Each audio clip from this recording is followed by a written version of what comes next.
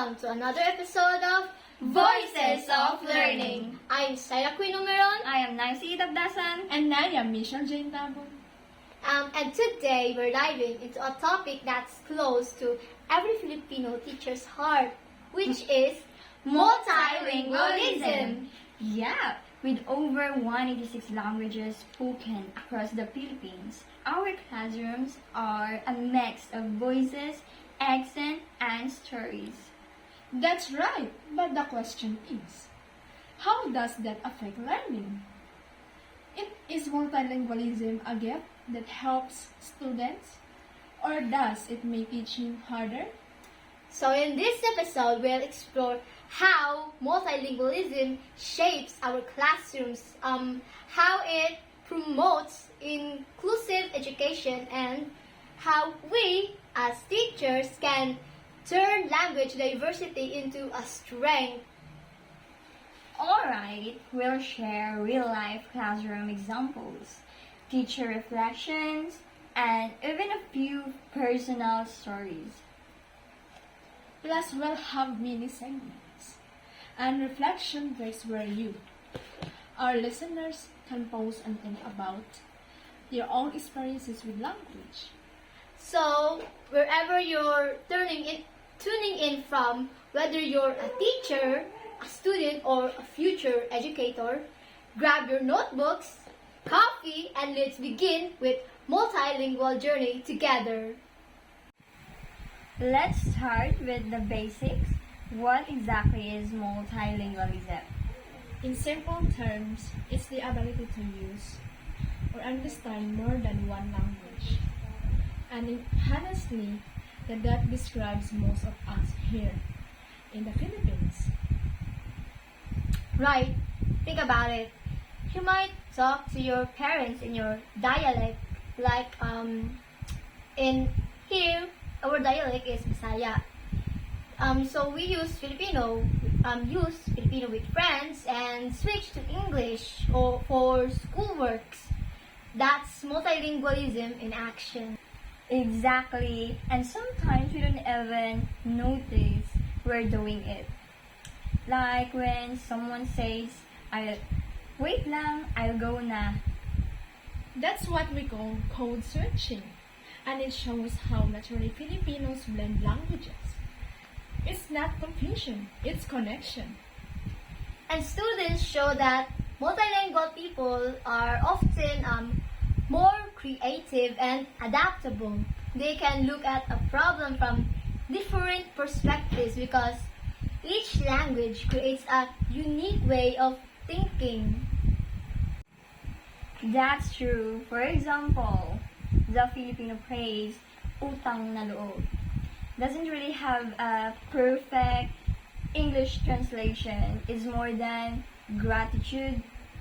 It's a deep moral and emotional act. Exactly. That's what makes multilingualism powerful. It's not just about knowing words. It's about understanding culture. So when we bring multiple languages into the classroom, we're not just teaching subjects, we're teaching values, identity, and belonging. That's the core of it.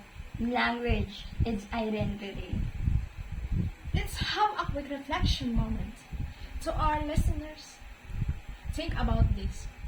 How many languages do you use in a single day? Chances are you switch between 2 or 3 without realizing it, and that's what makes you uniquely Filipino. Now that we understand what multilingualism means, let's explore how deeply it runs in the Philippines. The Philippines is one of the most linguistically diverse nations in the world. According to linguistic research, there are more than 186 distinct languages spoken throughout the archipelago. That's right. And these aren't just dialects. They're full languages with their own grammar, vocabulary, and cultural expressions. Some of the most widely spoken include Cebuano, like our native language, Ilocano, Hiligaynon, Walay, Kapampangan, and of course, Filipino and English. Then we have indigenous language like Aita, Ivatan, Kankanay, and Maranao, each representing the language of different ethno-linguistic history.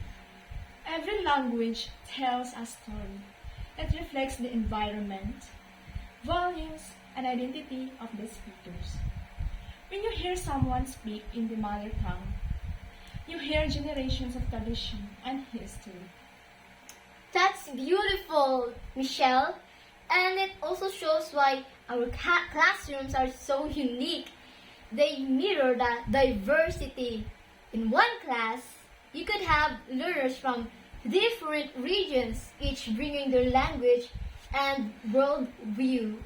Exactly. That's why mother tongue based multilingualism education or MTB-MLE program was introduced by the Department of Education. It helps students learn concept first in their language before moving on to Filipino and English. It's grounded in research. Too, studies by UNESCO and DepEd show that children who start learning in their mother tongue build strong literacy skills and perform better academically. It also boosts our confidence. Imagine being a first grader trying to understand lessons in a language you don't fully speak. But if you were taught in your mother tongue, then suddenly learning becomes less intimidating. It becomes more fun and engaging. Yes, student becomes more active. They ask questions, right? And share stories and even help their classmates. However, it's not always easy for teachers. Some classrooms have learners who speak multiple languages, and creating materials in all of them can be tough. That's where teachers creatively shines. Their creativity shines because some educators integrate translation exercises like translanguaging, group discussions, and even community collaborations to make multilingual learning successful. So it does not only happen in the school, but also the community helps. Yes, a teacher from Bukidnon shared how she worked with parents to translate storybooks into Binukid. She said it transformed the way her students engage with learning. And do you know, guys, I am from Bukidnon. That's inspiring.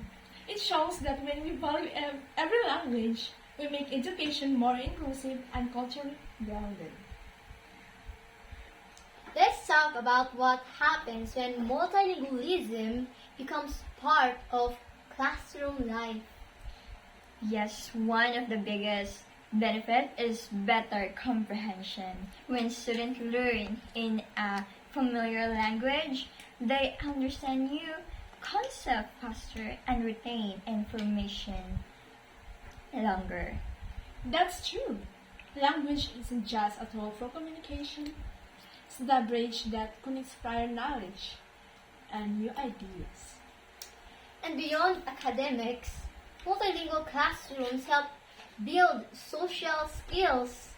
Students learn to respect different backgrounds and cultures because when multilingualism or where different students from different languages interact, they can harness or form a respect of each other's cultures, their languages, and their beliefs.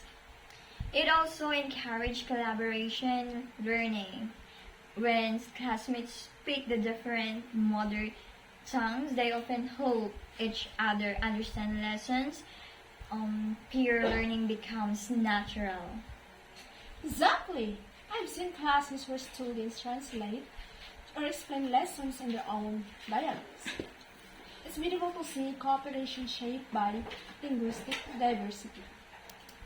Another impact is emotional connection. When a teacher uses a child's language, it tells the student, I see you belong here. So if we use their language, they feel that they belong in this classroom, that they will think in their mind, I belong here.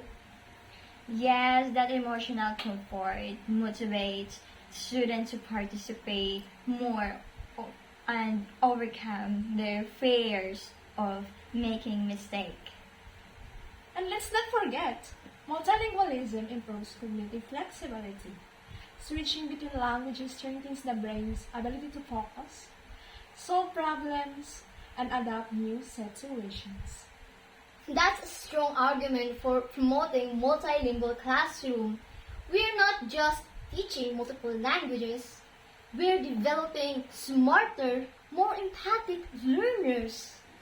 But we also have to recognize the challenges. Some teachers feel overwhelming by the extra works multilingual teaching progress requires. That's true, but support from the school community can make a huge difference, like having language coordinate, tours or localized materials. And continuous teaching helps. Teachers can learn strategies for managing mixed language groups while keeping lessons clear and inclusive, because if we train teachers more effectively, then they can teach the students more effectively.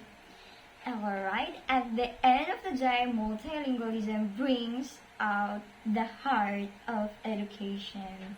Connection when students and teachers understand each other and real learning happens. Inclusive education is all about ensuring that every learner, no matter their language, culture, or background, has an equal chance to learn. And multilingualism directly supports that. When a classroom embraces multiple languages, it creates a safe space where everyone feels heard and respected. Exactly, a teacher's effort to use a student mother tongue, even in a small ways, can mean the world. It tells the child your voice matters. I remember an inspiring story from school in high school. The teacher allowed her students to present their group in their native language. The students became more confident and expressive, and their parents were proud to see the language used in school. That's inclusion in action. Recognizing that learning isn't only about content but also the identity. And inclusive classrooms are proven to be more effective when students feel accepted. They show better attendance, stronger engagement, and higher motivation. It also reduces cultural bias. When we highlight different languages and traditions, we teach empathy, not just grammar and vocabulary.